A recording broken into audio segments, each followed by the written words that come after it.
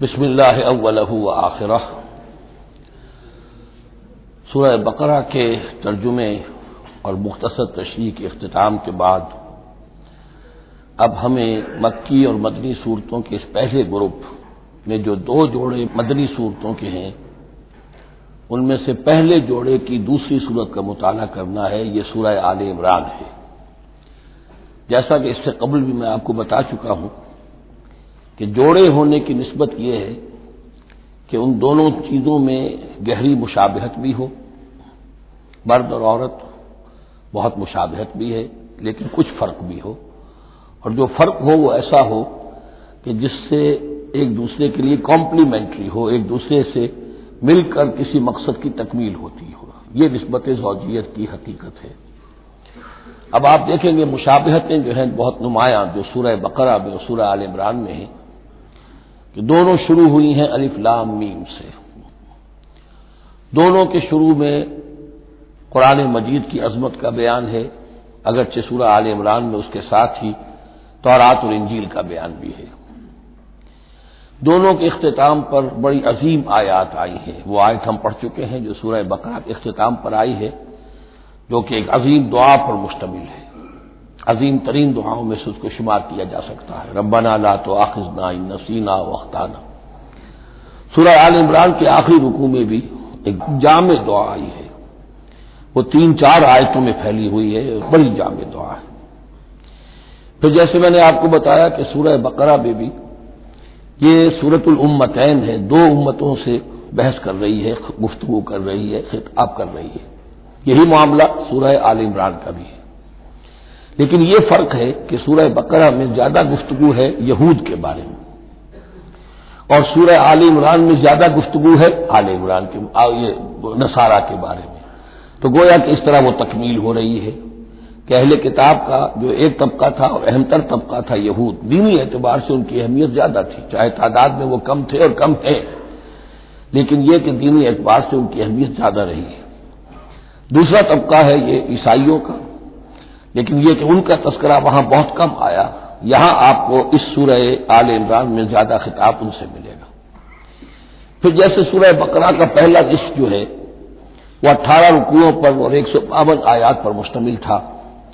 اور نصف ثانی جو ہے وہ 22 رکوعوں پر لیکن 134 آیات پر مشتمل تھا، تو تقریباً مساوی دو حصے تھے۔ وہی کیفیت آپ کو یہاں ملے گی، بلکہ یہاں وہ بتمام و کمال ہے، دونوں حصے بہت مساوی ہیں۔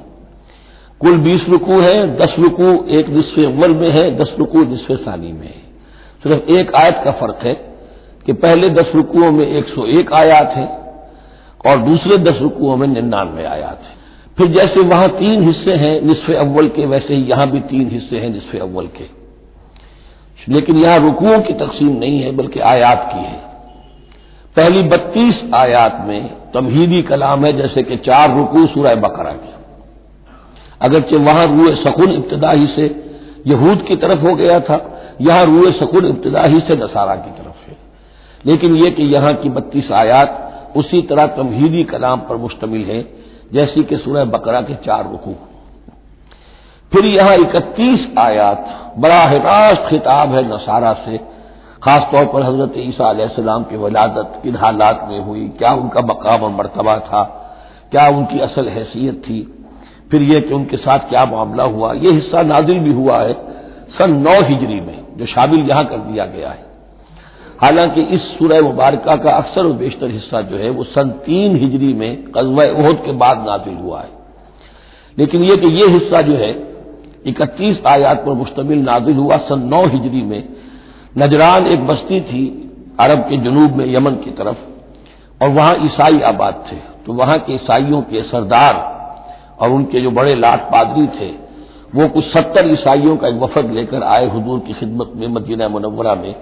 بات سمجھنے سمجھانے کے لیے کہ آپ کس بات کی دعوت دے رہے ہیں، اور کئی دن مقیم رہے اور بات پوری سمجھ بھی لی، خاموش بھی ہو گئے، پھر بھی بات نہیں مانی تو حضور نے مباہلے کی دعوت دی، اس چیلنج کو قبول کیے بغیر وہاں سے چلے گئے۔ لیکن یہ کہ بہرحال انہوں نے جو ترتیب جس شدت کے ساتھ ہونی چاہیے تھی ان کی طرف سے وہ بھی نہیں کی، یہ شرافت کا انہوں نے مظاہرہ کیا۔ بہرحال یہ 9 رکوع، یہ جو 31 آیات ہیں سن 9 میں نازل ہوئی۔ یہی نوٹ کر لیجئے کہ سورہ بقرہ کی بھی ایک بات میں بتانے سے میں بھول گیا اس وقت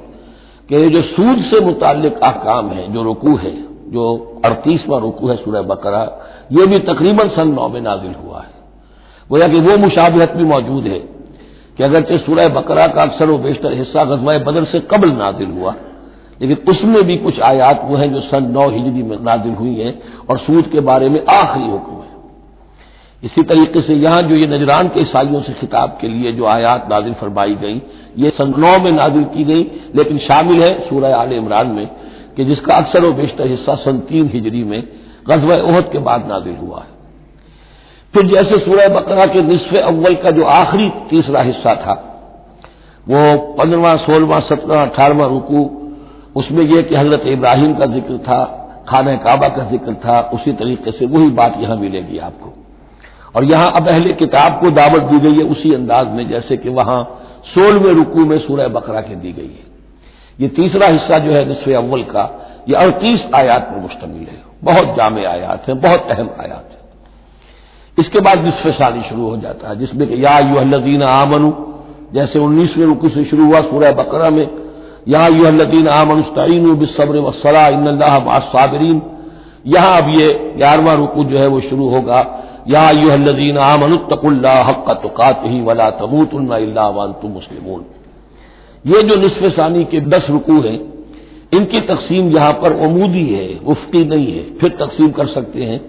پہلے 2 رکوعوں میں زیادہ خطاب مسلمانوں سے ہے، اور پھر اگرچہ روئے سخن جو ہے پھر اہل کتاب کی طرف بھی ہے۔ پھر 6 رکوع مسلسل ہیں غزوہ احد کے حالات پر مشتمل،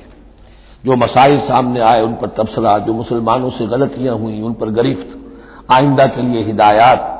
تو یہ پورے 60 آیات ہیں تقریباً، اور 6 رکوعوں پر پھیلی ہوئی ہیں۔ یہ سب کے سب یوں سمجھیے کہ قرآن مجید کا ایک مستقل باب ہے، چیپٹر ہے غزوہ احد، اس کا عنوان ہو سکتا ہے،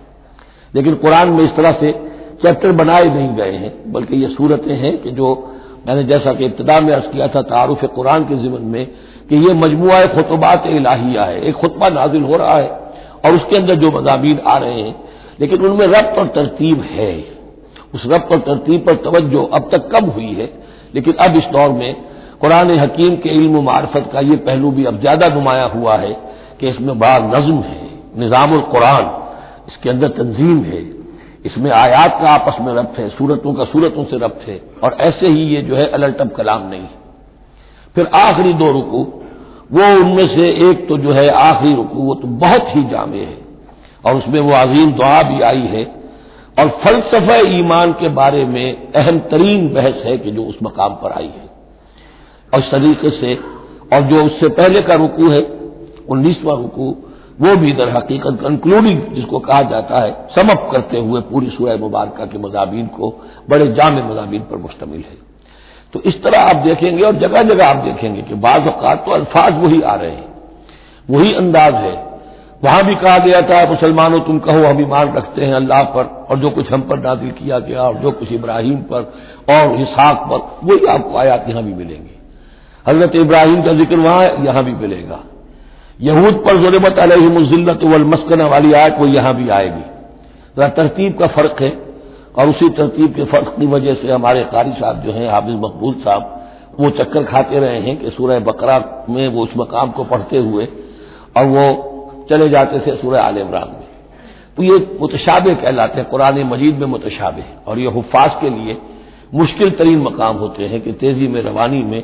وہ اس سے مشابہ جو مقام ہے وہ ادھر منتقل ہو جاتے ہیں۔ لیکن مضامین کے اندر آپ کو اتنی گہری مناسبت نظر آئے گی کہ جس کو میں نے تشبیہ دی ہے زوجیت، کہ ظاہر بات ہے کہ ہر حیوان کا جوڑا جو ہوتا ہے وہ یوں سمجھیے کہ 90% تو ایک دوسرے سے مشابہ ہوں گے،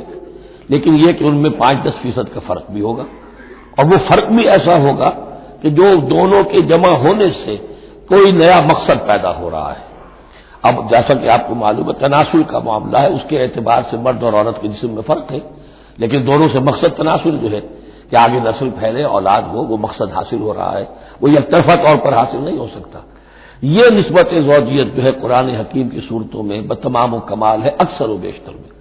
البتہ ان میں گہرے تدبر کی ضرورت ہے، غور و فکر کیا جائے، سوچ بچار کیا جائے، تو پھر اس نظم قرآن کے حوالے سے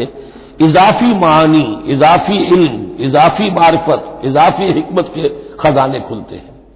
بس اسی پر اکتفا کرتے ہیں، اور اب اس کے بعد ہم اس سورہ مبارکہ کا سورہ آل عمران کا یہ اور یاد کر لیجئے کہ میں نے آپ کو بتایا تھا کہ نبی اکرم صلی اللہ علیہ وسلم نے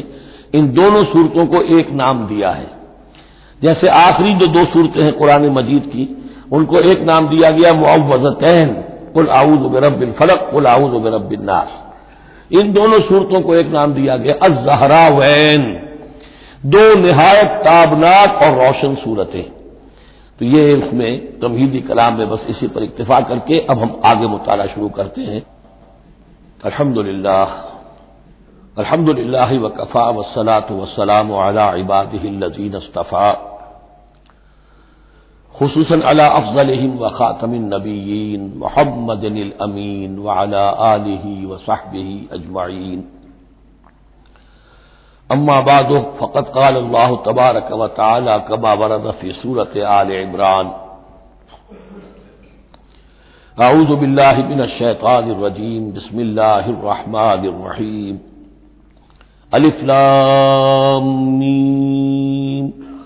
اللہ لا الہ الا هو الحی القیوم، نزل علیک الکتاب بالحق مصدقا لما بین یدیہ وانزل التوراۃ والانجیل من قبل هدى للناس وانزل الفرقان، ان الذين كفروا بآيات الله لهم عذاب شديد والله عزيز ذو انتقام، صدق الله العظيم۔ رب اشرح لي صدري ويسر لي امري واحلل عقدة من لساني يفقهوا قولي۔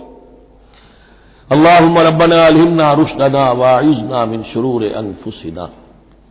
اللهم ارنا الحق حقا وارزقنا اتباعه وارنا الباطل باطلا وارزقنا اجتنابه،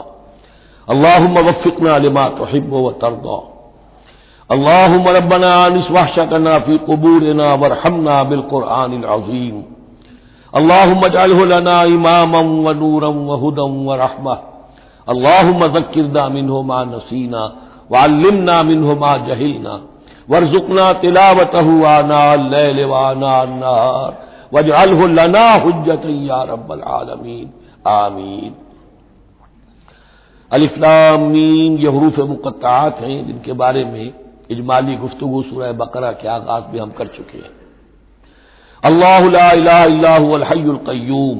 یہ الفاظ آیت الکرسی کے آغاز میں سورہ بقرہ میں آ چکے ہیں۔ ایک بات نوٹ کر لیجئے کہ ایک حدیث میں آتا ہے کہ اللہ کا ایک اسم اعظم ہے کہ جس کے حوالے سے اگر کوئی چیز اللہ سے مانگی جائے تو وہ ضرور دیتا ہے، لیکن اس کو حضور نے بتایا نہیں کہ وہ اسم اعظم کون سا ہے، کچھ اشارے کیے۔ جیسے رمضان میں ایک شب ہے لیلۃ القدر جو 1000 مہینوں سے افضل ہے، تعین کے ساتھ نہیں بتایا وہ کون سی، تاکہ تلاش کرو، زیادہ ذوق و شوق کا معاملہ ہو۔ لیکن جو اشارات آپ نے کیے ہیں اس سے اندازہ ہوتا ہے، کیونکہ یہ فرمایا گیا کہ یہ 3 صورتوں میں ہے، سورہ بقرہ میں، سورہ آل عمران میں اور سورہ طٰہٰ میں، وہ الفاظ الحی القیوم جو مشترک ہیں، سورہ بقرہ میں آیت الکرسی میں آئے ہیں، آل عمران میں یہاں دوسری آیت میں موجود ہیں، اور سورہ طٰہٰ کے بھی شروع کے اندر موجود ہیں۔ نزل علیک الکتاب بالحق، اس نے نازل فرمائی ہے، اس اللہ نے جس کے سوا کوئی معبود نہیں، جو الحی ہے القیوم ہے۔ اس میں اشارہ ہو رہا ہے اس کلام کی عظمت کی طرف کہ جان لو یہ کلام کس کا ہے، کس نے اتارا ہے۔ نزل علیک الکتاب بالحق، اس نے نازل فرمائی ہے یہ کتاب اے نبی آپ پر حق کے ساتھ، اور یہاں نوٹ کیجیے نزلہ ہے، نزل ینزل تنزیلا، انزلہ نہیں آیا ہے، مصدقا لما بین یدیہ، اور یہ تصدیق کرتے ہوئے آئی ہے اس کی جو اس کے سامنے موجود ہے، تورات اور انجیل۔ اور یہ کہ 2 اعتبارات سے تصدیق ہے کہ یہ قرآن تصدیق کرتا ہے ان کی کہ وہ اللہ کی کتابیں تھیں جن میں تحریف ہو گئی، لیکن یہ کہ قرآن اور حضور مصداق بن کر آئے ہیں ان پیشین گوئیوں کا جو ان کتابوں میں تھی۔ وانزل التوراۃ والانجیل من قبل ھدی للناس، اسی طرح اللہ نے اس سے پہلے لوگوں کی ہدایت کے لیے تورات اور انجیل نازل فرمائی تھی۔ وانزل الفرقان، اور اللہ نے فرقان اتارا، فرقان قرآن مجید کے لیے بھی ہے، فرقان تورات کے لیے بھی ہے، فرقان معجزات کے لیے بھی ہے۔ ہر وہ شے یوم الفرقان ہم سورہ انفال میں پڑھیں گے، غزوہ بدر کے دن کو کہا گیا جو شے بالکل مبرہن کر دے حق و باطل کے مابین امتیاز قائم کر دے، وہ فرقان ہے۔ لیکن یہاں اب تحدید کا انداز ہے، دھمکی کا انداز ہے۔ ان الذین کفروا بآیات اللہ، یہ دنیا کی دوسری کتابوں کا معاملہ نہ سمجھو کہ اسے مان لیا تب بھی کوئی حرج نہیں، نہیں مانا تب بھی کوئی حرج نہیں، اگر پڑھنے پر طبیعت راغب ہوئی تو بھی کوئی بات نہیں، نہیں راغب ہے تو مت پڑھو، کوئی الزام نہیں۔ یہ کتاب ویسی نہیں، بلکہ یہ کتاب کو اب اگر نہیں مانو گے، ایمان نہیں لاؤ گے، تو ان الذین کفروا بآیات اللہ لہم عذاب شدید، تو ان کے لیے بہت سخت سزا ہوگی، واللہ عزیز ذو انتقام، اور اللہ تعالی زبردست ہے، انتقام لینے والا ہے۔ یہ لفظ بہت اہم ہے کہ اللہ تعالی جہاں رؤوف ہے، رحیم ہے، شفیق ہے، غفور ہے، ستار ہے، لیکن ساتھ ہی شدید ذو انتقام بھی ہے، عزوز ذو انتقام بھی ہے، شدید العقاب بھی ہے۔ یہ دونوں شانیں اللہ کے ذہن میں رہنی چاہیے۔ ان اللہ لا یخفی علیہ شیء فی الارض ولا فی السماء، یقیناً اللہ پر کوئی شے مخفی نہیں ہے، نہ آسمان کی نہ زمین کی۔ هو الذی یصورکم فی الارحام کیف یشاء، پہلی چیز اللہ کے علم سے متعلق تھی، اور یہ اللہ کی قدرت سے متعلق ہے۔ وہی ہے کہ جو تمہاری نقشہ کشی کر دیتا ہے، صورت بنا دیتا ہے تمہاری ماؤں کے رحموں میں جیسا چاہتا ہے، کسی کے پاس چوائس نہیں ہے کہ وہ اپنا نقشہ خود بنائے۔ لا الہ الا هو العزیز الحکیم، اس کے سوا کوئی معبود نہیں، اور یہ کہ وہی العزیز ہے اور الحکیم ہے۔ هو الذی انزل علیک الکتاب منہ آیات محکمات ہن ام الکتاب واخر متشابہات، وہی ہے جس نے آپ پر یہ کتاب نازل فرمائی، کسی کسی جگہ انزلہ کا لفظ بھی آ جاتا ہے،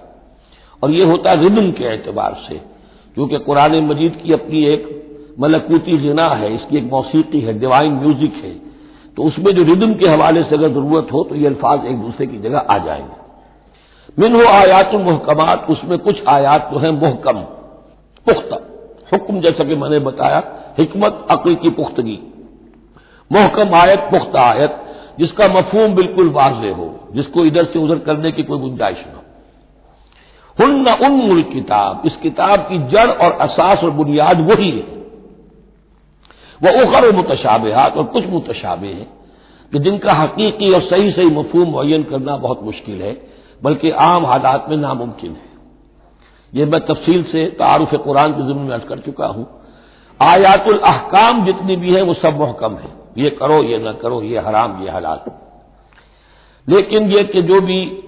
آیات ہیں کہ جن میں بحث ہے عالم غیب سے، اللہ کی ذات و صفات، کیا تصور کریں، اللہ کا ہاتھ، اللہ کا چہرہ، اللہ کی کرسی،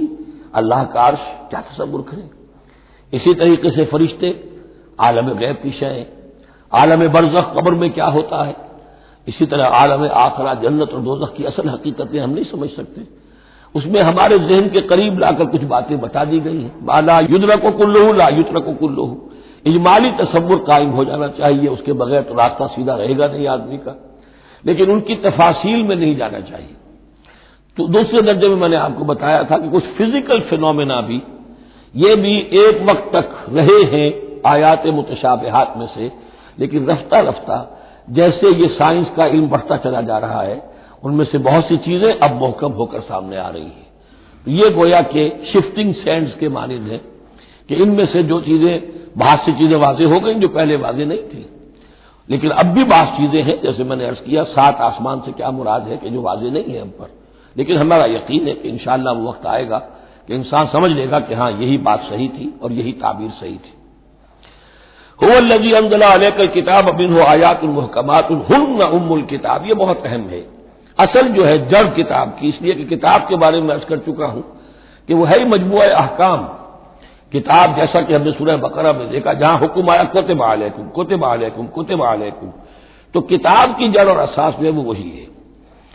وَأُخَرُ مُتَشَابِهَاتٌ فَأَمَّا الَّذِينَ فِي قُلُوبِهِمْ زَيْغٌ، تو وہ لوگ جن کے دلوں میں کجی ہوتی ہے،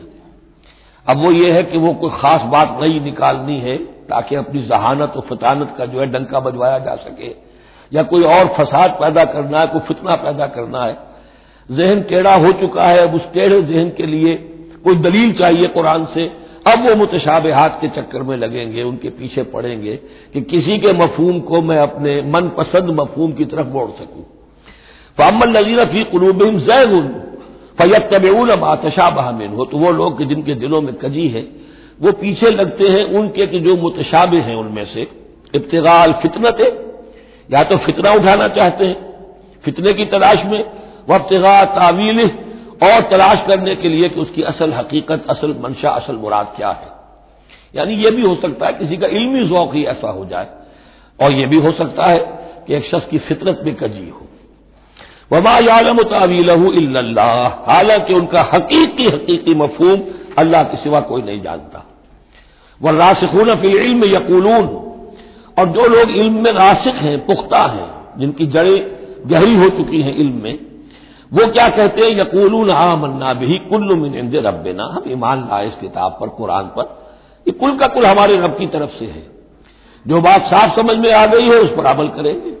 جو بات پوری طرح سمجھ میں نہیں آ رہی ہے انتظار کریں گے، لیکن یہ اجمالی یقین رکھیں گے کہ یہ ہے اللہ کی کتاب۔ آمنا بہ کل من عند ربنا وما یذکر الا اولو الالباب، لیکن یہ صحیح روش اور یہ نصیحت نہیں حاصل کر سکتے مگر وہی کہ جو ہوش مند ہے، عقل مند ہے۔ اور سب سے بڑی ہوش مندی یہ ہے کہ انسان اپنی عقل کی لیمیٹیشنز کو جان لے، میری عقل کی حدود کیا ہے، عقل کہاں تک جا سکتی ہے۔ اگر انسان اپنی عقل کی حدود کو نہیں جانتا تو وہ پھر اولو الالباب میں سے نہیں ہے۔ عقل بڑی شے ہے لیکن یہ کہ اس کی حدود ہیں، ایک حد سے آگے یہ عقل تجاوز نہیں کر سکتی۔ گزر جا عقل سے آگے کہ یہ نور چراغ راہ ہے، منزل نہیں ہے۔ منزل تک پہنچانے والی شے جو ہے وہ عقل نہیں ہے، وہ قلب پہنچائے گا، لیکن یہ کہ بہرحال عقل ایک روشنی دیتی ہے، حقیقت کی طرف اشارے کرتی ہے۔ ربنا لا تزغ قلوبنا بعد إذ هديتنا، اور ان کا یہ قول ہوتا ہے اولو الالباب کا، اے رب ہمارے دلوں کو کج نہ ہونے دیجو اس کے بعد کہ تو نے ہمیں ہدایت دے دی ہے۔ وہب لنا من لدنک رحمہ، اور ہمیں تو خاص اپنے خزانہ فضل سے رحمت عطا فرما، انک انت الوہاب، یقیناً تو ہی سب کچھ دینے والا ہے، تیری بارگاہ سے ملے گا۔ ربنا انک جامع الناس لیوم لا ریب فیہ، اے رب ہمارے یقیناً تو جمع کرنے والا ہے لوگوں کو اس دن جس دن میں کوئی شک نہیں ہے، قیامت کا دن، یوم القیامہ۔ ان اللہ لا یخلف المیعاد، یقیناً اللہ تعالی اس وعدے کے خلاف نہیں کرے گا، اپنے وعدے کی خلاف ورزی نہیں کرتا، لہذا جو اس نے بتایا ہے کہ وہ دن آئے گا وہ آ کر رہے گا۔ ان الذین کفروا لن تغنی عنہم اموالہم ولا اولادہم من اللہ شیئا، اب یہ ذرا تحدی کا انداز ہے، چیلنج کا انداز ہے۔ زمانہ نزول کے اعتبار سے آپ نے نوٹ کر لیا کہ یہ سن 3 میں نازل ہو رہی ہے سورہ مبارکہ غزوہ احد کے بعد، لیکن یہ کہ یہ رکوع جو ہے اس کے بارے میں گمان غالب ہے کہ یہ غزوہ بدر کے بعد نازل ہوئی ہے۔ غزوہ بدر جو ہے اس میں ایک طرح مسلمانوں کو بڑی زبردست فتح حاصل ہوئی تھی، تو مسلمانوں کا مورال بہت بلند تھا، لیکن ایسی روایات بھی ملتی ہیں کہ جب مسلمان بدر سے کامیاب ہو کر، غازی بن کر، فتح یاب ہو کر واپس آئے تو جو یہودی قبیلے تھے مدینے کے، ان میں سے بعض لوگوں نے کہا کہ مسلمانوں اتنا نہ اتراؤ، یہ کچھ قریش کے ناتجربہ کار چھوکرے تھے جن سے تمہارا مقابلہ پیش آیا ہے، اگر ہم سے کبھی اس کا مقابلہ پیش آیا تو معلوم ہوگا، تب دن میں تارے نظر آئیں گے وغیرہ وغیرہ۔ تو اس پس منظر میں یہ الفاظ کہے جا رہے ہیں کہ نہیں، تمام کفار اسی طریقے سے آخر کار زیر ہوں گے اور اللہ کے دین کو غالب ہونا ہے، واللہ غالب علی امرہ ولکن اکثر الناس لا یعلمون۔ ان الذین کفروا لن تغنی عنہم اموالہم ولا اولادہم من اللہ شیئا، یقیناً جن لوگوں نے کفر کی روش اختیار کی ہرگز نہ بچا سکیں گے انہیں، نہ ان کے مال نہ ان کی اولاد اللہ سے کچھ بھی۔ اولئک هم وقود النار، اور وہ تو سب کے سب آگ کا ایندھن بنیں گے۔ کداب آل فرعون، تمہاری تو حیثیت ہی کیا ہے، چپندی کا شوربہ۔ آل فرعون کا معاملہ یاد کرو، ان کے ساتھ کیا ہوا تھا، شہنشاہ اور بڑے لاؤ لشکر والا، وفرعون ذی الاوتاد، کداب آل فرعون والذین من قبلہم، اور اسی پر کیا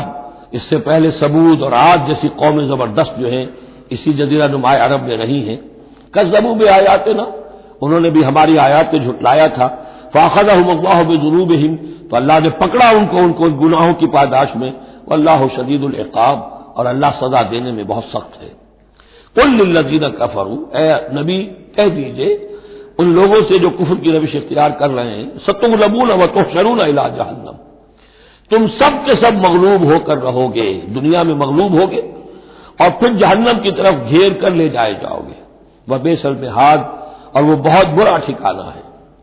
قد کان لکم آیۃ فی الفیفیتین التقطا، تمہارے لیے ایک نشانی آ چکی ہے ان دو گروہوں میں جو آپس میں جنہوں نے جنگ کی، یعنی بدر کی جنگ ہوئی. اس میں ایک طرف مسلمان تھے، ایک طرف مشرکین مکہ تھے. تمہارے لیے نشانی موجود ہے. قد کان لکم آیۃ فی فیتین التقطا فیۃ تقاتل فی سبیل اللہ، اس میں سے ایک جماعت وہ تھی، ایک گروہ وہ تھا جو اللہ کی راہ میں جنگ کر رہا تھا. وہ اخری کافرۃ، اور دوسرا گروہ جو ہے وہ کافر تھا. یرونہم مثلیہم رأی العین، وہ دیکھ رہے تھے اپنی آنکھوں سے کہ ان سے دگنے ہیں. اب اس کے کئی معنی کیے گئے ہیں. ایک یہ بھی ہے کہ مسلمانوں کو تو کھلم کھلا نظر آ رہا تھا کہ ہم سے دگنی فوج ہے، بلکہ 3 گنی تھی. بعض روایات میں ایسا بھی آتا ہے کہ اللہ تعالیٰ نے کفار پہ ایسا روب طاری کر دیا تھا غزوہ بدر میں کہ انہیں نظر یہ آ رہا تھا کہ مسلمان ہم سے دگنے ہیں. تو ایسا ہو جاتا ہے، انسان کی سماعت اور بصارت پر ایسا اثر ہو جائے. تو اللہ تعالیٰ نے یہ کیا، وہ بھی بعض روایات ہیں. واللہ یؤید بنصرہ من یشاء، اور اللہ تائید فرماتا ہے اپنی نصرت سے جس کی چاہتا ہے. ان فی ذلک لعبرۃ، اس میں یقیناً ایک عبرت ہے، سبق آموزی ہے. لأولی الابصار، لیکن یہ عبرت اور سبق آموزی صرف ان کے لیے ہوتی ہے کہ جو آنکھیں رکھتے ہوں، جن کے اندر جو ہے دیکھنے کی صلاحیت موجود ہو. اب یہ آج بڑی اہم آ رہی ہے فطرت انسانی کے اعتبار سے. ظاہر بات ہے کہ چونکہ یہاں خاص طور پر میں نے عرض کیا تھا کہ یہود کی طرف ایک جو ہے وہ ایک روح سکون موجود ہے اہل کتاب کی طرف، اور اس واقعے کے اندر تو خاص طور پر جن لوگوں کے اندر کہ یہ دنیا کی محبت زیادہ شدید ہوتی ہے، تو اس کا ایک اثر بتا رہے ہیں کہ یہ واقعہ اللہ نے فطرت انسانی میں رکھی ہے. اس لیے کہ یہ دنیا جو ہے اسے اللہ نے چلانا ہے، اس کی رونقیں رکھنی ہے جب تک اس کی مرضی ہے، قیامت تک تو اسے آباد رکھنا ہے. اولاد پیدا ہوگی تو دنیا قائم رہے گی، نسل چلے گی. مرد اور عورت کی ایک دوسرے کے ساتھ کشش ہوگی تو اولاد پیدا ہوگی. اور یہ تمام چیزیں جو ہیں، دولت کی کوئی طلب ہوگی تو آدمی محنت کرے گا، مشقت کرے گا، کمائے گا. تو اس لیے یہ چیزیں فطرت انسانی میں ہیں، یہ بیسک اینیمل انسٹنکٹس ہیں. بس ضرورت اس بات کی ہوتی ہے کہ انسٹنکٹس کو دبا کر رکھا جائے، اللہ کی محبت، اللہ کی شریعت کو اس سے بالا کر رکھا جائے. بس یہ نہیں ہے کہ ان کو ختم کر دیا جائے. سیلف اینیہیلیشن اسلام میں نہیں ہے، یہ رہبانیت ہے کہ اپنے نفس کو کچل دو، ختم کر دو. نہیں، سیلف کنٹرول، اپنے آپ کو کنٹرول میں رکھو. یہ منہ زور گھوڑا ہے نفس انسانی کا، لیکن جتنا طاقتور گھوڑا ہوگا اتنا ہی آپ کے لیے تیز دوڑنا جو ہے وہ آسان ہوگا. لیکن جتنا منہ زور اور طاقتور گھوڑا ہے اتنا ہی اسے قابو میں رکھنے کی ضرورت بھی ہے، ورنہ اگر اس کے رحم و کرم پر سوار آ گیا تو جہاں چاہے گا پٹخنی دے دے گا. تو اس اعتبار سے سیلف کنٹرول ہو، گھوڑا پورا قابو میں ہو. البتہ یہ ہے کہ سیلف کو، اپنے نفس کو، اس کو کچل ڈالنا، سیلف اینیہیلیشن، یہ اسلام میں نہیں. زین للناس حب الشہوات من النساء، مزین کر دی گئی ہے لوگوں کے لیے ایک تو محبت جو ہے، شہوت کی محبت خواتین کے بارے میں.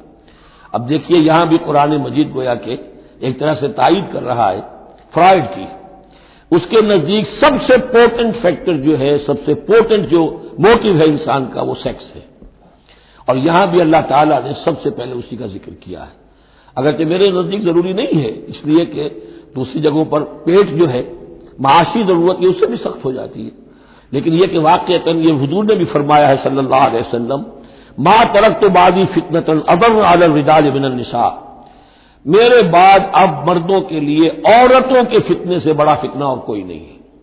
ان کی محبت جو ہے وہ انسان کو کہاں سے کہاں لے جاتی ہے. بلعام بن باورا یہود کے اندر ایک بہت بڑا عالم اور فاضل شخص تھا، ایک عورت کے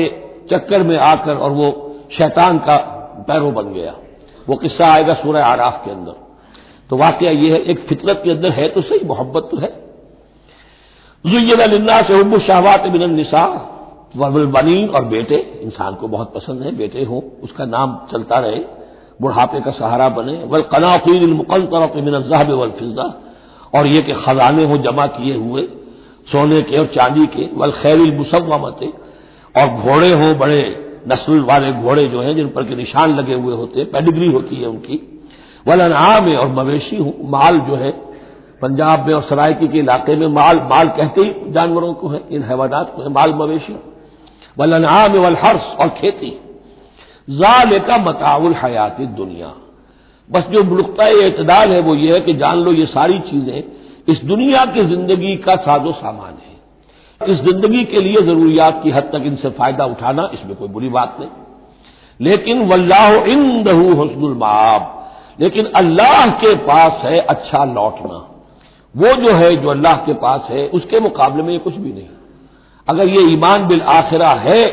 تو پھر تو انسان ان تمام چیزوں کو، اپنے تمام جذبات و میلانات کو ایک حد کے اندر رکھے گا، اس سے آگے نہیں آنے دے گا۔ لیکن اگر ان میں سے کوئی ایک شے بھی اتنی زوردار ہو گئی اس کی محبت کہ آپ کے دل کے اوپر اس کا قبضہ ہو گیا تو بس آپ گئے، اب وہی ند ہے،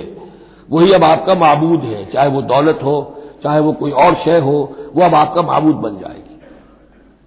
قل انبئکم بخیر من ذالکم، ان سے کہیے کہ کیا میں تمہیں بتاؤں کہ ان تمام چیزوں سے بہتر شے کون سی ہے؟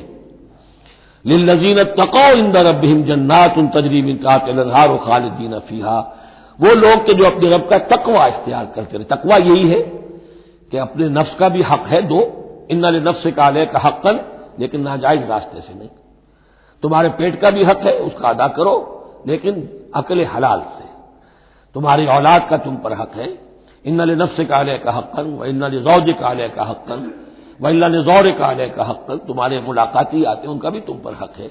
وہ حقوق ادا کرو، لیکن اللہ سے اوپر کسی حق کو فائق نہ کر دینا، بس یہ ہے اصل بات۔ اگر تو یہ اگر حفظ مراتب نہ کنی زندگی، اگر یہ حفظ مراتب نہیں ہوگا تو گویا کہ اب آپ گئے، دین اور دنیا سب گئی۔ تو للذین اتقوا عند ربہم جنات، ان کے لیے ایسے باغات ہیں تجری من تحتہا الانہار، جن کے دامن میں ندیاں بہتی ہوں گی، خالدین فیہا، اس میں وہ ہمیشہ رہیں گے، وازواج مطہرۃ،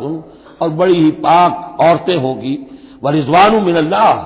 اور اللہ کی رضوان ہوگی، اللہ کی رضا ہوگی جو سب سے بڑی شے ہے، واللہ بصیر بالعباد، اور یقیناً اللہ تعالیٰ اپنے بندوں کو دیکھ رہا ہے۔ الذین، وہ کون سے بندے ہیں اس کے خاص؟ الذین یقولون ربنا اننا آمنا، تو یہ کہتے رہتے ہیں پروردگار ہم ایمان لے آئے، فاغفر لنا، پس ہمیں بخش دے، ذنوبنا، ہمارے گناہ، وقنا عذاب النار، اور ہمیں آگ کے عذاب سے بچائیو۔ اب ان کی بدح میں الفاظ استعمال ہو رہے ہیں، یہ کون لوگ ہیں جو یہ دعا کرتے ہیں، ان کے یہ اوصاف ہیں، اور اس میں گویا کہ تلقین ہے، اگر اللہ سے یہ دعا کرنا چاہتے ہو کہ اللہ تمہیں تمہارے گناہ بخش دے اور تمہیں جہنم کے عذاب سے بچائے، تو یہ اوصاف اپنے اندر پیدا کرو، الصابرین والصادقین والقانتین والمنفقین والمستغفرین بالاسحار، صبر کرنے والے اور راست باز، راست بازی میں راست گوئی بھی ہے، راست کردار بھی ہے، عمل بھی آپ کا صحیح صحت پر ہو، درستی پر ہو، اور قول بھی صحیح اور درست ہو،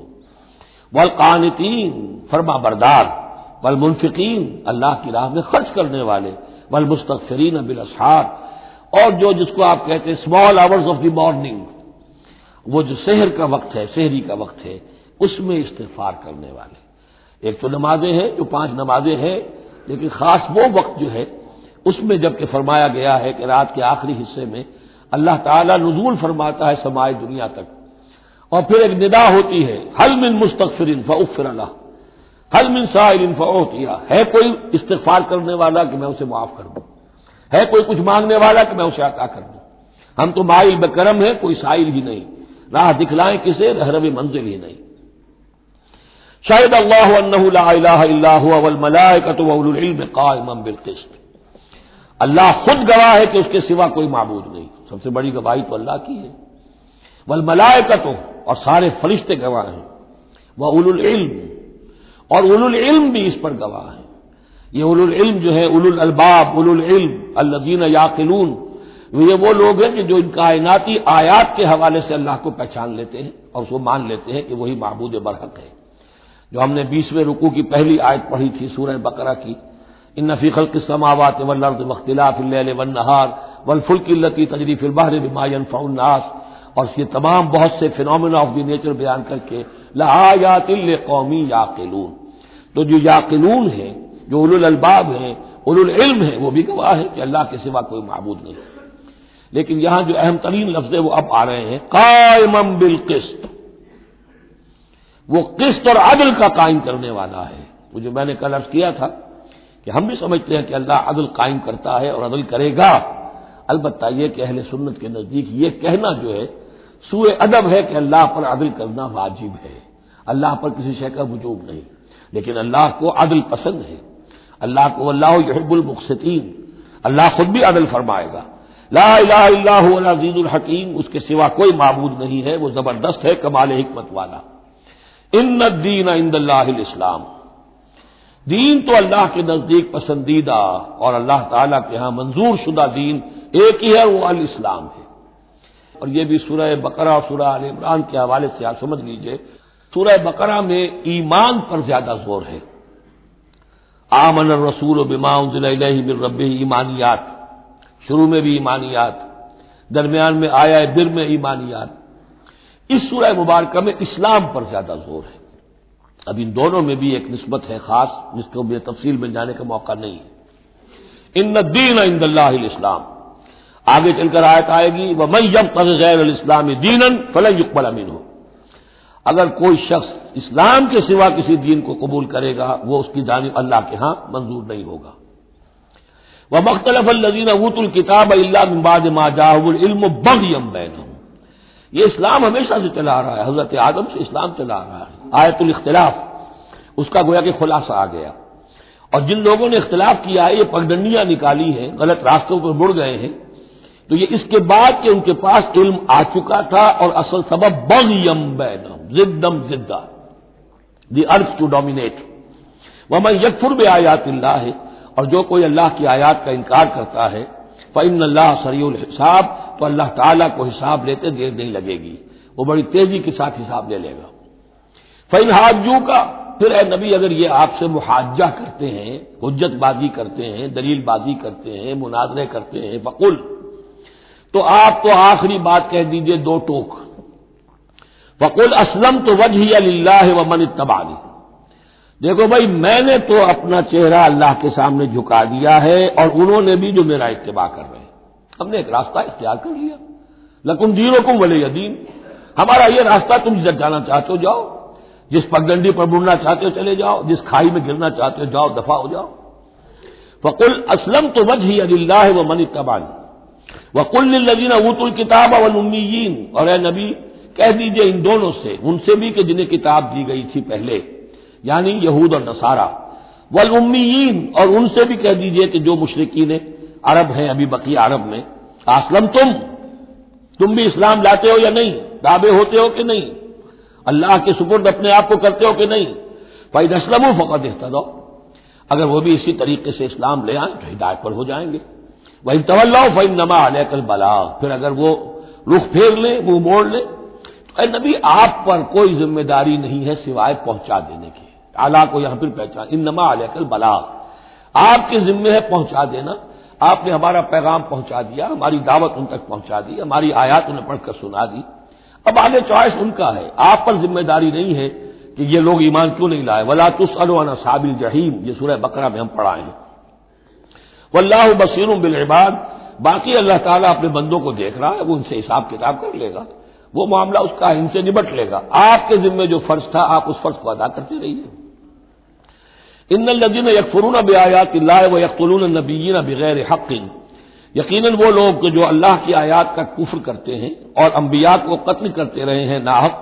ویقتلون الذین یامرون بالقسط من الناس،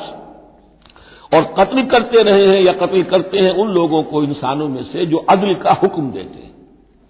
اس لیے کہ انصاف کی بات تو پسند نہیں ہوتی کسی کو، سچی بات الحق و مرن، تو بہت سے مواقع پر ایسا ہوتا ہے کہ حق گوئی کی پاداش میں کوئی حق گو انسان جو ہے اسے اپنی جان سے ہاتھ دھونے پڑتے ہیں، تو یہاں پہ دیکھیے قسط کا معاملہ آیا ہے، عدل، اللہ قائم بالقسط ہے، اور اللہ کے محبوب بندے وہی ہیں کہ جو انبیاء کے علاوہ وہ لوگ کہ جو عدل کا حکم دیں، انصاف کا ڈنکا بجانے کی کوشش کریں، تو فرمایا وَيَقْتُلُونَ الَّذِينَ يَأْمُرُونَ بِالْقِسْطِ مِنَ النَّاسِ، تو ایسے لوگ جو کہ ایسے لوگوں کو قتل کریں فَبَشِّرْهُم بِعَذَابٍ أَلِيمٍ، تو اے نبی انہیں بشارت سنا دیجئے دردناک عذاب کی، اس میں طنز ہے، بشارت، عذاب کی بشارت، یہ طنزیہ کلام ہے۔ اولئک الذین حبطت اعمالهم فی الدنیا والآخرہ، یہ وہ لوگ ہیں کہ جن کے تمام اعمال دنیا اور آخرت میں حبط ہو گئے۔ قریش کو یہ زعم تھا کہ ہم خادم کعبہ ہیں، اور ہمارے پاس جو ہے یہ لوگ آتے ہیں، حج کرتے ہیں، ہم ان کی دعوت کرتے ہیں، کھانا کھلاتے ہیں، پانی پلاتے ہیں، سقایا ہے، تو ہماری اتنی خدمتیں ہیں، اللہ تعالیٰ کے ہاں جو ہے ہمیں بہرحال ان خدمتوں کے حساب میں ہمیں بخش دیا جائے گا۔ فرمایا وہ سارے اعمال حبط ہو جائیں گے اگر وہ شکل نہیں ہے، اگر تو صحیح صحیح پورے دین کو اختیار کرو گے تو ٹھیک ہے، ورنہ یہ کہ اولئک الذین حبطت اعمالهم فی الدنیا والآخرہ، بڑے سے بڑے چیریٹی کے کام کیے ہوں، چیریٹیبل انسٹیٹیوشنز قائم کر دی ہوں، کوئی حیثیت نہیں رکھتی اللہ کے نگاہ میں،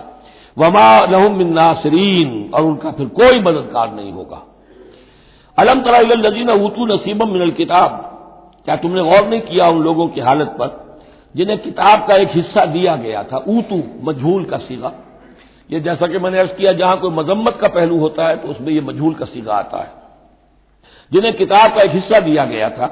یدعون الی کتاب اللہ لیحکم بینہم، اب انہیں بلایا جاتا ہے اللہ کی کتاب کی طرف کہ وہ ان کے مابین فیصلہ کرے، ثم یتولی فریق منہم وہم معرضون، پھر ان میں سے ایک گروہ جو ہے پیٹھ موڑ لیتا ہے اعراض کرتے ہوئے، یعنی یہ کہ مانتے بھی ہیں کتاب کو لیکن اس کے فیصلے کو تسلیم کرنے کے لیے تیار نہیں۔ ذالک بانہم قالوا لن تمسنا النار الا ایاما معدودات، یہ مضمون آ چکا ہے سورہ بقرہ میں۔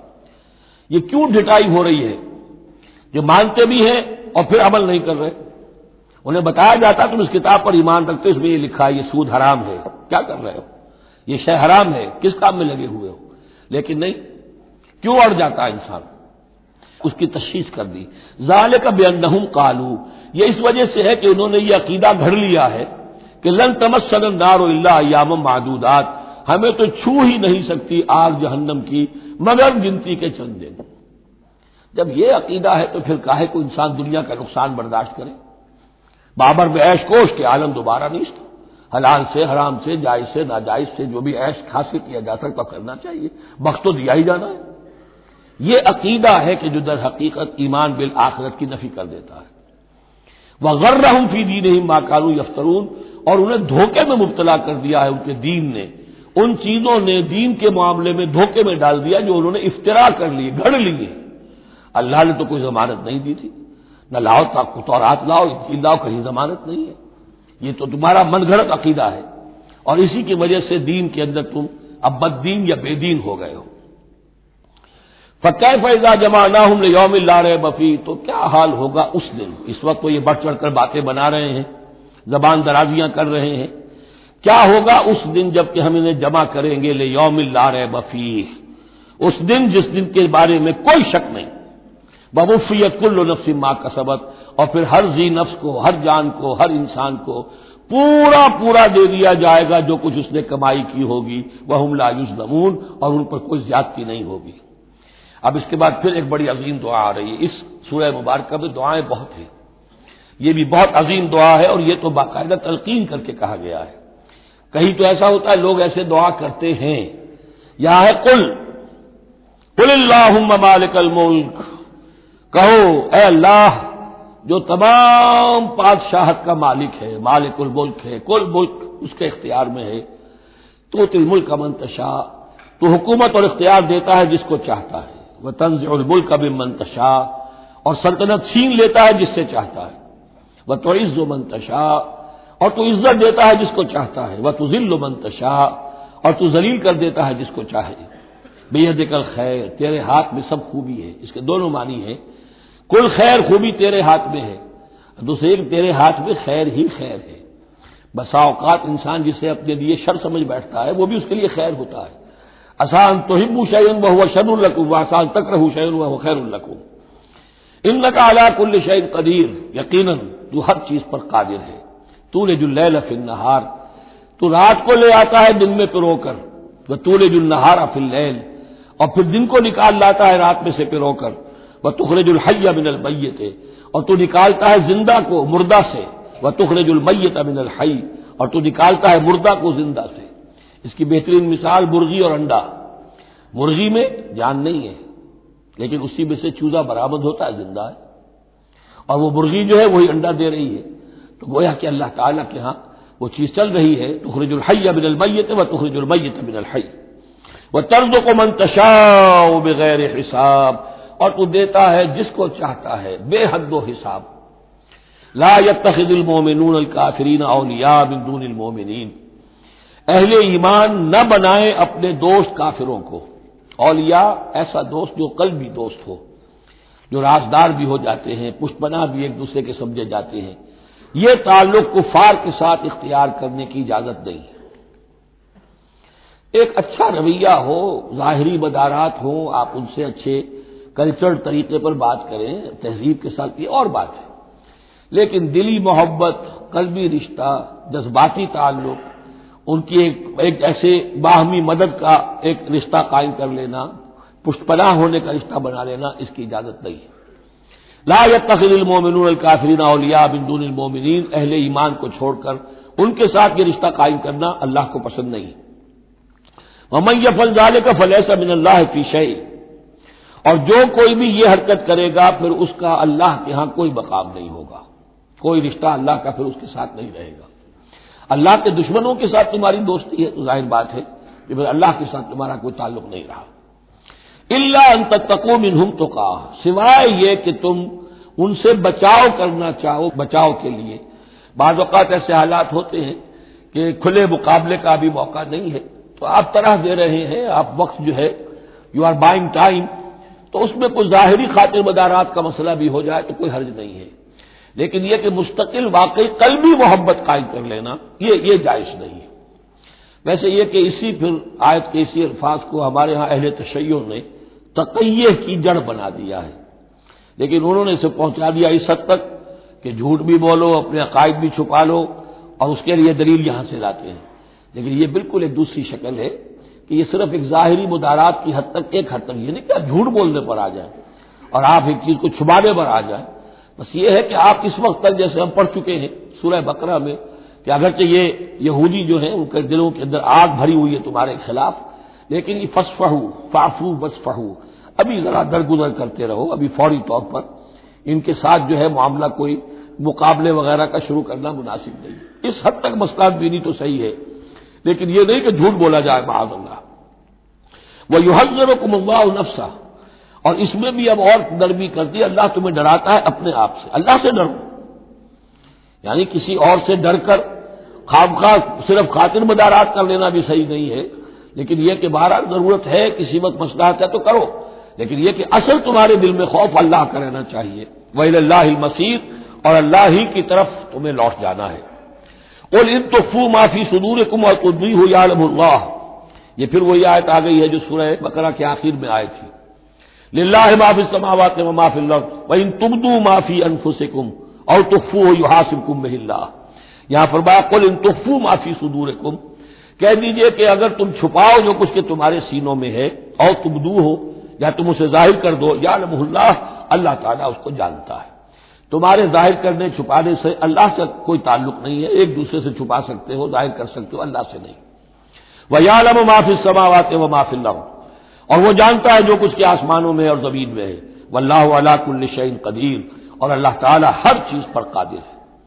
یوم تجد کل نفس ما عملت من خیر محضرا، اس دن کا تصور کرو جس دن ہر جان، ہر نفس موجود پائے گا، حاضر کیا ہوا پائے گا ہر وہ عمل جو اس نے کیا ہوگا۔ فَمَن يَعْمَلْ مِثْقَالَ ذَرَّةٍ خَيْرًا يَرَهُ وَمَن يَعْمَلْ مِثْقَالَ ذَرَّةٍ شَرًّا يَرَهُ يَوْمَ تَجِدُ كُلُّ نَفْسٍ مَا عَمِلَتْ مِنْ خَيْرٍ مُحْضَرًا وَمَا عَمِلَتْ مِنْ سُوءٍ، جو نیکی کی ہوگی اسے بھی موجود پائے گا، اور جو بڑی کمائی ہوگی وہ بھی موجود پائے گا۔ تود لو ان بینہا وبینہ امدا بعیدا، اور ہر جان یہ چاہے گی، ہر انسان یہ چاہے گا کہ کاش میرے اور میرے اعمال نامے کے درمیان بڑا فاصلہ آ جائے، میں اسے دیکھوں بھی نہ، میری نگاہ بھی اس پر نہ پڑے۔ وَيُحَذِّرُكُمُ اللَّهُ نَفْسَهُ، اور اللہ ڈرا رہا ہے تمہیں اپنے آپ سے، یعنی تقویٰ رکھنا ہے تو اس کا کرو، ڈرنا ہے تو اس سے ڈرو، خوف کھانا ہے تو اس سے کھاؤ۔ وَاللَّهُ رَءُوفٌ بِالْعِبَادِ، اور اللہ تعالیٰ اپنے بندوں کے حق میں بہت شفیق ہے، یعنی یہ وارننگ سے اسی لیے دے رہا ہے کہ تمہاری عاقبت برباد نہ ہو، بار بار سمجھا رہا ہے۔ قُلْ إِن كُنتُمْ تُحِبُّونَ اللَّهَ، یہ آیت بہت معروف بھی ہے، مسلمانوں کو پسند بھی ہے، ہمارے ہاں جو واعظ ہوتے ہیں، تقاریر ہوتی ہیں تو اس کے اندر بہت کثرت سے کوٹ ہوتی ہے۔ قُلْ إِن كُنتُمْ تُحِبُّونَ اللَّهَ فَاتَّبِعُونِي يُحْبِبْكُمُ اللَّهُ، اے نبی کہہ دیجئے کہ اگر تم لوگ چاہتے ہو کہ اللہ سے محبت کرو اگر تم اللہ سے محبت کرتے ہو فاتبعونی، تو میری پیروی کرو، میرا اتباع کرو۔ یحببکم اللہ، اللہ تم سے محبت کرے گا، ویغفر لکم ذنوبکم، اور تمہارے گناہ بخش دے گا، واللہ غفور الرحیم، اور اللہ غفور الرحیم ہے۔ قل اطیعوا اللہ والرسول، کہہ دیجئے اطاعت کرو اللہ کی اور اس کے رسول کی، فإن تولوا فإن اللہ لا يحب الکافرین، اور اگر وہ پیٹھ موڑ لیں تو اللہ کو ایسے کافر پسند نہیں ہے۔ یہ دو آیتیں اس اعتبار سے بڑی اہم ہیں کہ اس میں رسول کے لیے دو الفاظ آئے ہیں، اطاعت اور اتباع۔ اطاعت اگر نہیں ہے تو کفر ہو گیا۔ اطاعت تو لازم ہے، لیکن اطاعت کس چیز میں ہوتی ہے؟ جو حکم دیا ہے یہ کرو، آپ کو کرنا ہے۔ اتباع اس سے اوپر کی شے ہے، انسان خود تلاش کرے حضور کیا کرتے تھے، اور چاہے آپ نے نہیں فرمایا کہ یہ کرو، لیکن آپ ان کی پیروی کر رہے ہیں۔ یہ گویا کہ دائرہ وسیع ہو گیا۔ جس سے محبت ہوتی ہے اس کا انسان جو ہے اس کی ہر طرح سے اس کے ساتھ ایک مناسبت پیدا کرنا چاہتا ہے۔ کیسا لباس اس کا ہے ویسا ہی لباس اپنا بنائے، کیا چیزیں اس کو پسند ہیں کھانے میں وہی چیزیں خود بھی کھائے اور پسند کرے۔ تو یہ چیزیں جس کا حکم نہیں ہے، جیسے کہ ایک صحابی کا واقعہ آتا ہے کہ وہ ایک مرتبہ آئے اور انہوں نے اس وقت یہ دیکھا، ایک ہی مرتبہ آئے ہوں گے کہیں باہر سے بدو صحابی، کہ حضور کے کرتے کے بٹن لگے ہوئے نہیں تھے۔ انہوں نے ساری عمر پھر اپنے کرتے کے بٹن نہیں لگائے۔ حضور نے حکم تو نہیں دیا تھا، دیکھا یہ کہ محمد اس شان میں تھے اس وقت، تو پھر اس کے بعد اسی کو لازم کر لیا۔ اس اتباع میں یہ بات بھی آ جائے گی کہ اگرچہ دین کے کچھ تقاضے ایسے ہیں کہ جس درجے میں محمد الرسول اللہ صلی اللہ علیہ وسلم نے ان کو پورا کیا، اس درجے میں پورا کرنا کسی انسان کے بس میں نہیں ہے، پھر بھی اس کی کوشش کرتے رہنا یہ اتباع کا تقاضا ہے۔ مثلا حضور نے کوئی مکان نہیں بنایا، حضور نے کوئی جائیداد نہیں بنائی، حضور نے جیسے ہی وحی کا آغاز ہوا کوئی دنیاوی کام نہیں کیا، کوئی تجارت نہیں کی، ایک ایک لمحہ اپنی توانائی کی ایک رمق وہ لگا دی کس کام کے لیے؟ اللہ کے دین کی دعوت اور اللہ کے دین کی اقامت، اس کو قائم کرنے کے لیے۔ اب سب کے لیے تو اس مقام تک تو پہنچنا مشکل ہے، لیکن یہ کہ آئیڈیل یہ رہے، اسی کی طرف انسان چلنے کی کوشش کرتا رہے، میکسیمم جتنا بھی اپنا وقت فارغ کرے، اپنے وسائل فارغ کرے اور لگائے اس کام کے اندر، تو اتباع کا جو ہے کم سے کم تقاضا اس وقت پورا ہوگا۔ ہاں جو حکم جو دیا گیا، یہ حلال ہے، یہ حرام ہے، یہ فرض ہے، یہ واجب ہے، اس کا تو اگر معاملہ اس کی پیروی نہیں ہو رہی تو پھر تو وہ کفر ہے۔ لیکن اتباع اگر آپ کر رہے ہیں تو اتباع جو ہے وہ پھر اللہ کا محبوب بن جانا ہے۔ اگر تم اللہ سے محبت کرتے ہو تو میرا اتباع کرو، میری پیروی کرو، دیکھو میں کیا کر رہا ہوں، میرے کیا شب و روز ہے، کن کاموں میں میری توانائیاں لگ رہی ہیں، کیا دلچسپیاں ہیں میری دنیا کے اندر، ان چیزوں کے اندر تم میری پیروی کرو۔ فاتبعونی یحببکم اللہ، تم اللہ کے محب نہیں محبوب بن جاؤ گے، واللہ غفور الرحیم، اور اللہ غفور الرحیم ہے۔ باقی دوسرا درجہ جو نچلا ہے، قل اطیعوا اللہ والرسول، اطاعت تو اللہ اور اس کے رسول کی کرنی ہی کرنی ہے۔ فإن تولوا، اور اگر اس اطاعت سے بھی موڑے، فإن اللہ لا يحب الکافرین، تو اللہ کو ایسے کافر تو پسند نہیں ہے، کیونکہ پھر اطاعت رسول کا انکار تو کفر ہو گیا۔ یہاں وہ پہلا حصہ جو ہے نصف اول کا ثلث اول، یعنی نصف اول جو ہے سورہ مبارکہ کا میں نے عرض کیا تھا کہ اس میں پہلی آیات 32 ہیں، جنرل ہیں، تمہیدی ہیں، دین کے بڑے جو گہرے اصول ہیں وہ ہیں، دعائیں تلقین کی گئی ہیں، محکمات اور متشابہات کا فرق واضح کیا گیا ہے۔ لیکن اب دوسرے حصے میں سارا خطاب جو ہے وہ براہ راست عیسائیوں سے ہے، اور انہیں بتانا یہ ہے کہ حضرت عیسیٰ کو جو تم نے معبود بنا لیا، یا تو تثلیث کی شکل دے دی ٹرینٹی، یا گاڈ انکارنیٹ بنا دیا۔ تثلیثیں بھی دو طرح کی رہی ہیں، اللہ بھی اور مریم بھی اور عیسیٰ بھی، اور دوسری تثلیث جو ہے جو اب دنیا میں عام ہے وہ ہے اللہ اور روح القدس اور حضرت عیسیٰ۔ تو یہ جو تثلیثیں تم نے ایجاد کر لی کہ کوئی بنیاد نہیں ہے، یہ تمہاری کج روی ہے، تم نے غلط شکل اختیار کی ہے۔ عیسیٰ علیہ السلام بہت برگزیدہ پیغمبر تھے، ہاں ان کی ولادت معجزانہ طریقے پر ہوئی ہے، لیکن اگر ان کی ولادت معجزانہ طریقے پر ہوئی ہے تو ان سے متصلاً قبل یحییٰ کی جو ولادت ہوئی ہے وہ بھی معجزانہ ہوئی ہے، وہ بھی کوئی کم معجزہ نہیں تھا۔ تو معجزے، اور پھر آدم کی جو ولادت ہوئی ہے، آدم کو جو پیدا کیا اللہ نے، تو ظاہر بات ہے کہ وہ اپنی جگہ پر جہاں سے نسل انسانی کا آغاز ہوا، تو تو یہی بات اگر دلیل ہو جائے الوہیت کی تو یہ تو پھر آدم کو بھی الہ مانو اور یحییٰ کو بھی الہ مانو. تو ساری بحث اس پر ہو رہی ہے. ان اللہ اصطفیٰ آدم و نوحا وآل ابراہیم وآل عمران علی العالمین. یقیناً اللہ نے چن لیا آدم کو اور نوح کو اور آل ابراہیم کو اور آل عمران کو تمام جہان والوں پر. تمام جہانوں پر نہیں، تمام جہان والوں پر. حضرت آدم علیہ السلام کا بھی استفاء ہوا ہے. اس میں کچھ ان لوگوں کے لیے دلیل بنتی ہے جو سمجھتے ہیں کہ جو تخلیق آدم ہے اس میں پہلے کوئی اسپیشیز وجود میں آئی تھی اور اس اسپیشیز اس نوع کے ایک فرد کو اللہ نے چن کر اس میں پھر اپنی روح پھونکی ہے تو وہ آدم بن گئے. تو وہ بھی سلیکٹڈ تھے. استفاء کے معنی ہوتا ہے کسی میں سے چن لینا. بہرحال ایک عام معنی بھی ہو جاتے ہیں، پسند کر لینے کے معنی بھی ہو سکتے ہیں. ان اللہ اصطفیٰ آدم و نوحا، اور پھر نوح کو پسند کیا، آل ابراہیم، ابراہیم کے گھر کو، ان کے خاندان کو، وہ آل عمران. عمران جو ہے بنی اسرائیل کی تاریخ میں دو عظیم شخصیتوں کے نام ہیں. ایک تو حضرت موسیٰ کے والد کا نام بھی عمران تھا اور ایک حضرت مریم کے والد کا نام بھی عمران تھا. حضرت عیسیٰ کے نانا عمران ہوئے اور حضرت موسیٰ کے والد عمران تھے. یہاں پہ غالباً حضرت موسیٰ کے والد مراد ہیں، لیکن چونکہ آگے سارا معاملہ حضرت مریم کا آ رہا ہے تو شاید عین ممکن ہے کہ یہاں پر اشارہ ان کے نانا کی طرف ہو. ذریۃ بعضھا من بعض، اور یہ سب جو ہے ایک دوسرے کی نسل سے ہیں، ایک دوسرے کی اولاد سے ہیں. نوح حضرت آدم کی اولاد سے ہیں، ابراہیم حضرت نوح کی اولاد سے ہیں، پھر ان کے پورا خاندان بنی اسماعیل بنی اسرائیل یہ ان کی اولاد میں سے ہیں. واللہ سمیع علیم، اللہ سمیع اور علیم ہے. اس قالت امرأۃ عمران رب انی نذرت لک ما فی بطنی محررا فتقبل منی. اب یہ جو عمران کی بیوی ہیں یعنی حضرت مریم کی والدہ، یہ بہت نیک عورت تھی، بہت ہی متقی، نیک، زاہد. ان کو حمل ہوا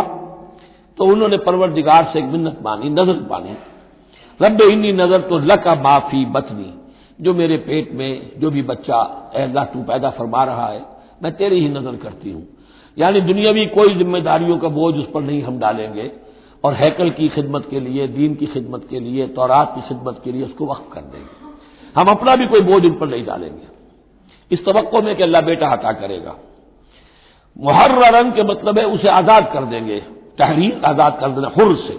کہ کوئی ذمہ داری اس پر نہیں ہوگی، اسے ہم خالص کر دیں گے تیرے دین کی خدمت کے لیے اور ہیکل کی خدمت کے لیے. فتقبل منی، تو اے اللہ میری اس نظر کو تو قبول فرما لے، شرف قبول عطا فرما. انک انت السمیع العلیم، یقیناً تو سب کچھ سننے والا اور سب کچھ جاننے والا ہے. فلما وضعتها قالت رب انی وضعتها انثى، اب جب وضع حمل ہوا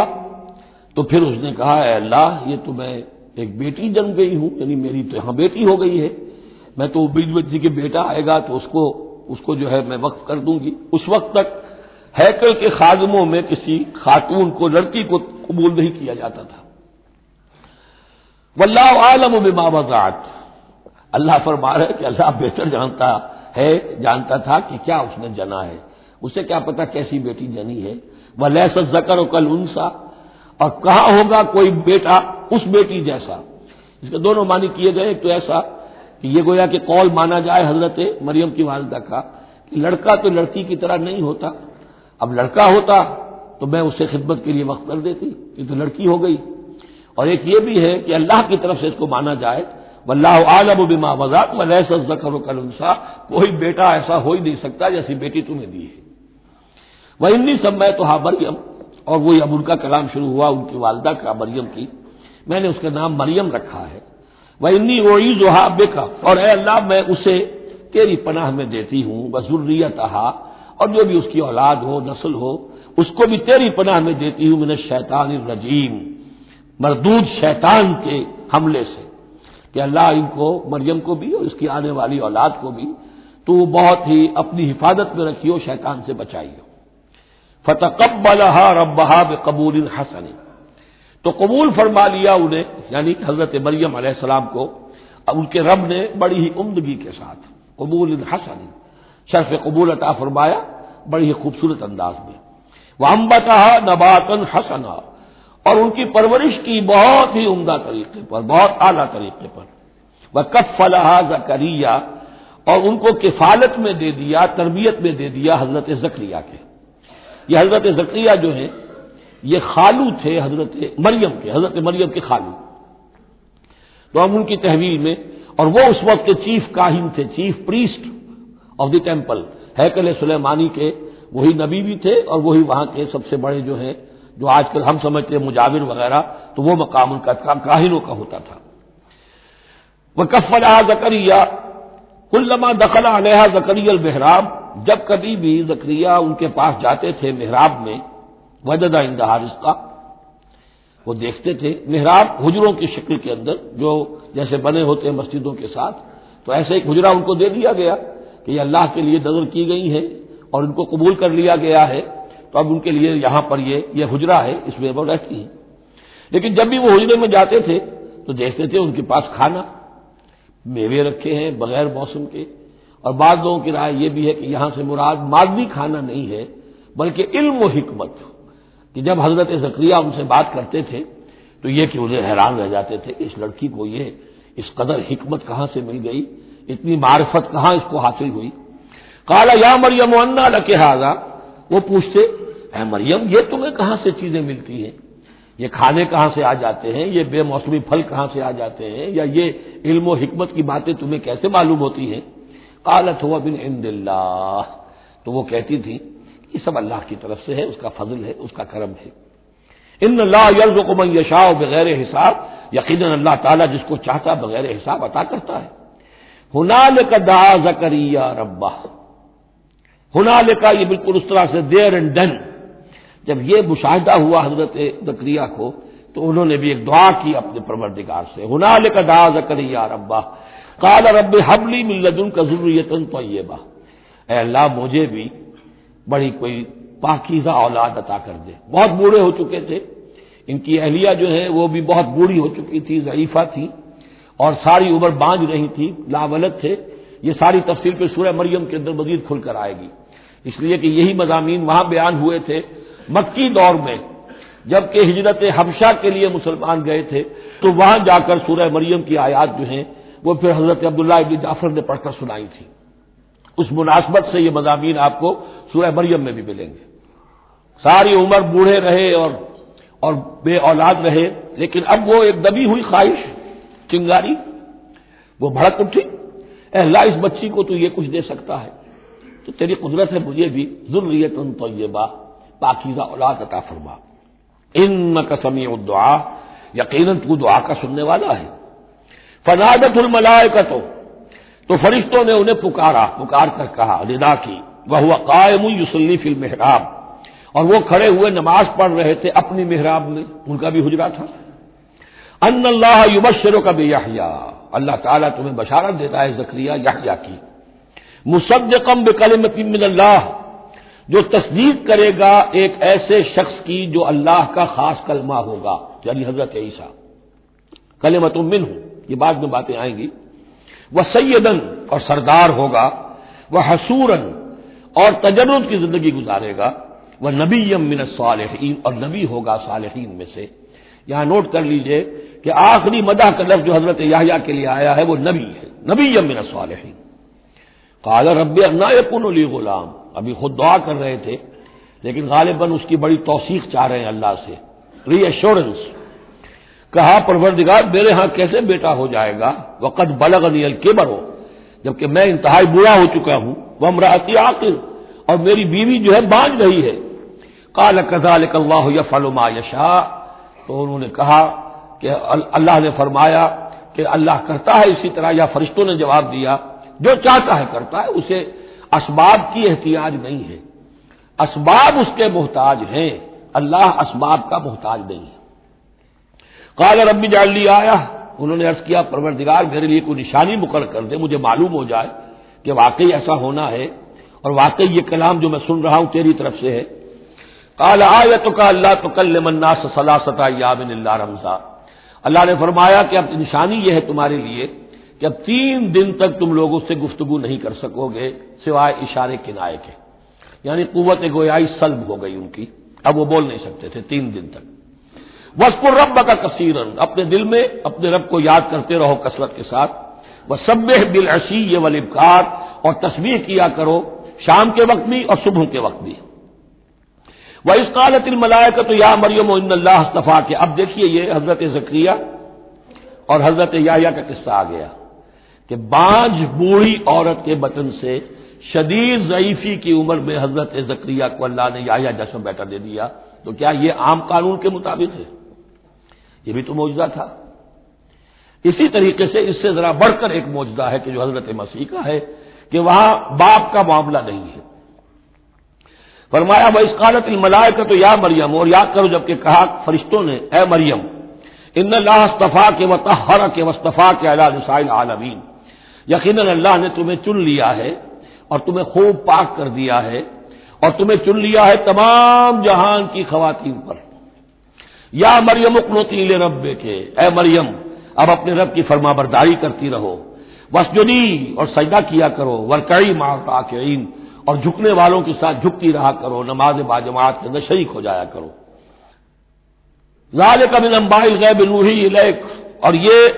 غیب کی خبروں میں سے ہے جو اے محمد ہم آپ کو وحی کر رہے ہیں۔ وما کنت لدیہم، آپ تو ان کے پاس موجود نہیں تھے، اذ یلقون اقلامہم ایہم یکفل مریم، جبکہ وہ اپنے قلم پھینک رہے تھے یہ طے کرنے کے لیے کہ ان میں سے کون ہوگا کہ جو مریم کا کفیل ہوگا، کس کی تربیت میں زیر نگرانی، یعنی اور بھی وہاں پریسٹ تھے، کاہن اور بھی تھے، ان سب میں سے ہر ایک چاہتا تھا کہ یہ بچی جو ہے میری تحویل میں ہو، میں تربیت کروں، جسے اللہ کے نام پر جس طرح وقف کر دیا گیا ہے۔ لیکن یہ کہ جب وہ اس طریقے سے اپنے قلم پھینک کر کچھ ایسے ہوتا ہے کوئی ذائقہ نکالنا یا کسی طرح کا معاملہ تو طے کر رہے تھے، اس میں اللہ نے حضرت زکریا کا نام نکال دیا تھا۔ تو اے نبی اس وقت تو آپ تو وہاں نہیں تھے، وما كنت لديهم يختصمون، اور نہ آپ اس وقت تھے جبکہ وہ آپس میں جھگڑ رہے تھے۔ اذ قالت الملائکۃ یا مریم ان اللہ یبشرک بکلمۃ منہ، اب یاد کرو جبکہ کہا فرشتوں نے مریم سے کہ یقیناً اللہ تعالیٰ تمہیں بشارت دے رہا ہے ایک ایسی ہستی کی جو خاص کلمہ ہوگا اس کی جانب سے، اسمہ المسیح عیسی ابن مریم، اس کا نام ہوگا المسیح عیسیٰ مریم کا بیٹا، وجیہن فی الدنیا والآخرہ، باعزت ہوگا، مرتبے والا ہوگا دنیا میں بھی اور آخرت میں بھی، ومن المقربین، اور بہت ہی اللہ کے مقربین بارگاہ میں سے ہوگا، بہت مقرب، ویکلم الناس فی المہد وکہلا، اور وہ لوگوں سے گفتگو کرے گا گود میں بھی اور پوری عمر کا ہو کر بھی۔ کہولت 40 برس کے بعد آتی ہے اور حضرت مسیح اٹھا لیے گئے، رفع سما بھی ہوا 33 برس کی عمر میں، گویا کہ اس آیت کا تقاضا ابھی پورا نہیں ہوا ہے، اور اس سے اندازہ کر لیجیے اس کے کہنے کی ضرورت کیا تھی، پوری عمر کو پہنچ کر تو سبھی بولتے ہیں، اس کا اشارہ کیوں کیا گیا یہاں؟ اس لیے کہ ہمیں معلوم ہو جائے کہ حضرت مسیح پر ابھی موت واقع نہیں ہوئی ہے، بلکہ وہ واپس آئیں گے دنیا میں، دوبارہ اتریں گے، پھر ان کی وہ عمر بھی ہوگی، پھر وہ شادی بھی کریں گے، ان کی اولاد بھی ہوگی، اور ان کے ذریعے سے اللہ تعالیٰ یہ نظام خلافت علی منہاج النبوت کو پوری دنیا میں قائم کرے گا۔ وَيُكَلِّمُ النَّاسَ فِي الْمَهْدِ وَكَهْلًا، اور وہ گفتگو کرے گا لوگوں سے تمہاری گود میں بھی، پگھوڑے میں بھی، اور بڑی پوری عمر کا ہو کر بھی، وَمِنَ الصَّالِحِينَ، اور یقیناً وہ بھی بہت ہی ہمارے نیکوکار بندوں میں سے ہوگا۔ قالت رب انا یکون لی ولد، حضرت مریم سلام علیہا نے بھی وہی جو ہے بات واضح کی، اے اللہ میرے اولاد کیسے ہو جائے گی، ولم یمسسنی بشر، مجھے تو کسی مرد نے ہاتھ تک نہیں لگایا۔ قال کذالک اللہ یخلق ما یشاء، فرمایا اسی طرح اللہ تعالیٰ تخلیق فرماتا جو چاہتا ہے، اس کو ضرورت نہیں ہے۔ ٹھیک ہے عام ولادت انسانوں کی اسی طرح ہوتی ہے، باپ کا بھی حصہ ہے، ماں کا بھی حصہ ہے،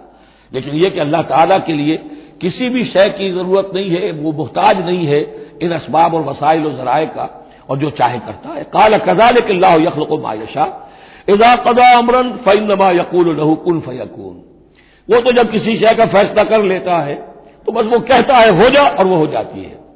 وَيُعَلِّمُهُ الْكِتَابَ وَالْحِكْمَةَ، اور وہ اللہ تعالیٰ اسے سکھائے گا کتاب بھی اور حکمت بھی، وَالتَّوْرَاةَ وَالْإِنْجِيلَ، اور تورات بھی اور انجیل بھی، وَرَسُولًا إِلَىٰ بَنِي إِسْرَائِيلَ، اور وہ رسول بن کر آئیں گے اسرائیل کی طرف۔ اب یہ جو دو کنٹمپریریز ہیں ان کو نوٹ کر لیجئے کہ حضرت یحییٰ کے بارے میں نبیم من الصالحین پر آ کر بات ختم ہو گئی، اور حضرت عیسیٰ کے بارے میں رسولاً الی بنی اسرائیل، بنی اسرائیل کی طرف رسول ہو کر آئیں گے۔ حضرت یحییٰ صرف نبی تھے اسی لیے وہ قتل بھی کر دیے گئے، حضرت عیسیٰ رسول تھے، رسول قتل نہیں ہو سکتے، اسی لیے ان کو زندہ آسمان پر اٹھا لیا گیا۔ یہ بہت اہم مضمون ہے کہ جو یہاں بھی آپ کو سمجھ لینا چاہیے۔ ان کے بعد معجزات کا تذکرہ ہے، وہ انشاءاللہ اب اگلی نشست میں پڑھیں گے۔ بارک اللہ لی و لکم فی القرآن العظیم و نفعنی و ایاکم بالآیات والذکر الحکیم۔